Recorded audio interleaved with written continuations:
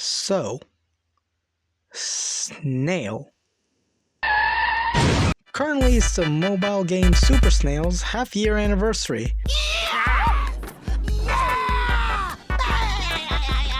So what better way to celebrate this snail boy is by making a ranking video that talks nothing about the core aspects of the game. Look, for as much as I love this game, I know no one wants me to ramble on about snail lore or what are the best methods to buff a snail.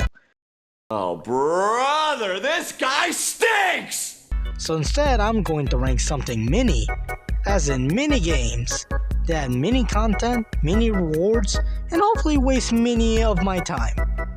Hopefully. I'll rank them by 1. Gameplay.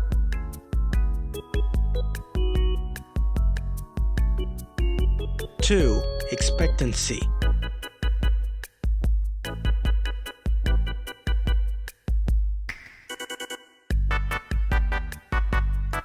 3. Rewards.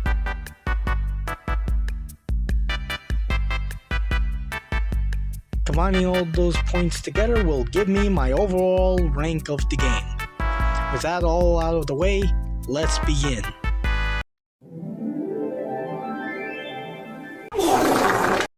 Solitaire. Alright, let's get this over with. The objective here is to apparently release these yellow cards and then set all the rest of the cards in order until the game is finished. I mean, the game is playable. It has a prize. Not a great one though. That's it really. It's not fun. You get no sense of direction on what you're doing at first. And while you can't necessarily lose, you can get yourself stuck, forcing you to play the game all over again. Doesn't help either that you have to finish the game 5 times. 2 out of 10. Can't read my, no he can't read my poker face. She's got to love nobody. Next up we have Hardly Poker. Let's do this.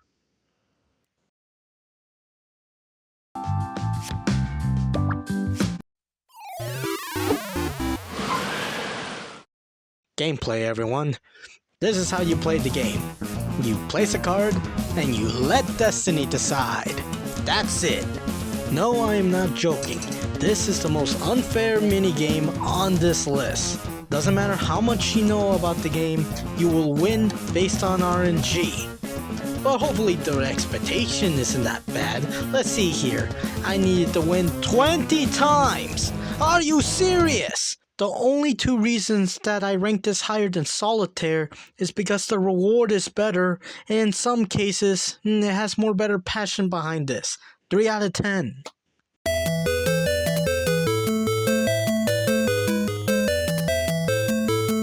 Tetrimino is a special case here. On one hand, the game has an above average reward, there are no fatal flaws, and the game is fairly simple. Just connect all the blocks in one row and you're golden, with the blocks getting larger and harder to connect. On the other hand, it starts to get repetitive after a while given that there are no alternatives to up the gameplay, and the expectations don't help either given that you have to score up to 7,200 points, and the best I could do is 1,000. Even then, I would have to play the game 8 more times, and at that point I was just about done. 5.5 out of 10. Stop posting about baller! It takes 5. 5 is what it takes. 5 is what take. What? As the name implies, all you have to do is connect 5 balls that are the same color in order to collect points. There are also power-ups too in order to make the gameplay more explosive. The reward value is great, and the gameplay can be fun. However, it suffers from its replayability. Not because it gets boring, but because the game decides to start spamming as many balls as possible, which makes it difficult given that you can only move 1 ball per turn. The expectation is 7,200 points, and the best I could do is 1,000.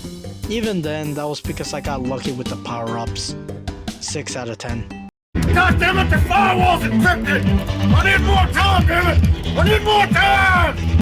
Breach Firewall. The rules are simple. Just pass the electric gate that has the same color on the background and you get a point. The reward is above average and the game isn't entirely boring. Though I believe this game is secretly a Ishihara test because the game expects you to identify these two colors. The best I can do is 53. That means I have to play this game for more like 15 times. 6.5 out of 10.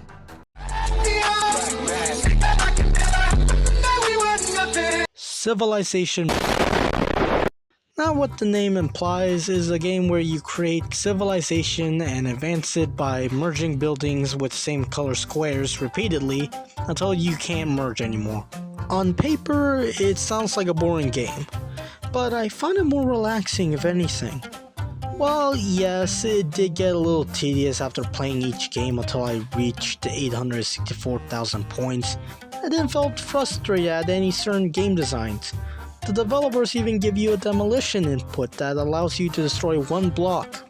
That's neat. Also, the reward value is great, 7.5 out of 10. Give me that cube, boy! By Cube, the last cube-related game in this ranking. Bye-bye. You tap on a cube and can move it anywhere else. That is if there's nothing blocking its way. You earn points and activate certain power-ups by making a full row. It's almost like a combination of Tetrimino and It Takes 5. And for the most part, it's fun enough to make it through most of the gameplay and expectation. Not to mention the reward value are gems. Also, you can raise a child in this game.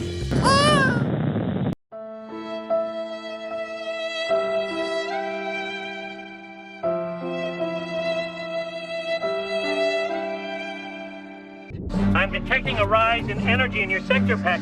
Details of my sector's energy should be between me and Miss Pack. Thank you very much. Devour, munching its way on the number 3 spot, baby! Your objective is to collect XP to make yourself grow, and once you grow, you can start consuming other creatures and take their XP, with more creatures that are bigger than you being the obstacle. You even get a magnet and speed power-up. Overall, the gameplay is a 5 out of 5. It gives challenge while being fun, and the price is above average. My only complaint for this, however, is that the expectation should have been a little higher, because once you get the full understanding of it, it's not really that hard. 8.5 out of 10. If you design a quest where I need to follow an NPC, you are banned from making video games for 1 year. Game developer. The story of this game, wait, there's a story? Is that this owl boss likes money, and he wants more money. So he wants you to go get him that money. And how will you get him that money? By scamming people, of course. This blue dot is your game, and that number on you is your poaching power. And all these other dots are what you're going to poach. You also can hire some workers to increase your money ratings. Survive from these red spikes and poach as many games as possible until you reach October 30th. What makes this game stand out, however, is the variety of endings you can unlock. Choose to play the game normally and you become a leading developer. Choose to do nothing and you get your game taken down. But if you choose to do nothing but help get rid of poachers, then you unlock a secret ending. Though I think you can only do it once because I couldn't play that ending. So here's a clip that I found on the internet. While this does have some flaws, the developers definitely put effort into this game. 9 out of 10.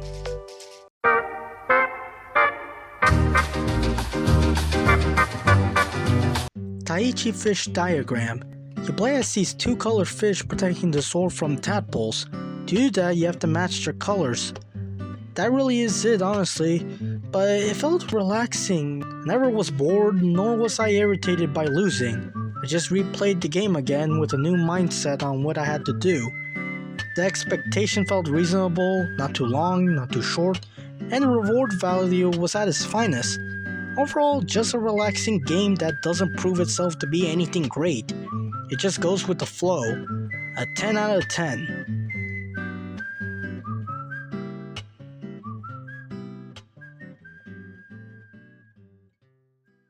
Well, that was the ranking, everyone.